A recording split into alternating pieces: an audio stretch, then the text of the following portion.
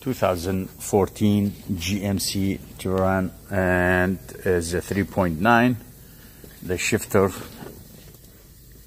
gear shifter, is locked completely and is not moving from the park.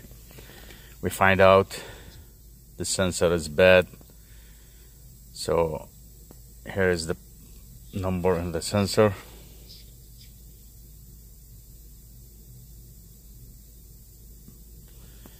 And it's cost almost like $34. You can buy it, and it's easy. You have to remove first of all the cover for the steering column. You take the cover down. It's only two clip and one bolt. Then there is the computer box. It's a 2-bolt. Just remove that 2-bolt and pull that computer. After you pull that computer, there is one bolt for this sensor. That number is number 8 bolt. So that number 8, you put it that one and you all set.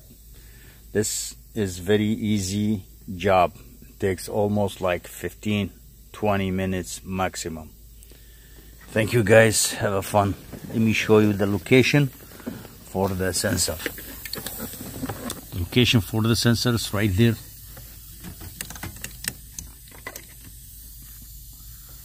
This is the sensor, and this is the bracket for the computer. Only 2 bolt, one in the top, one in the bottom. 2 bolt. You remove that bolt and the box is out.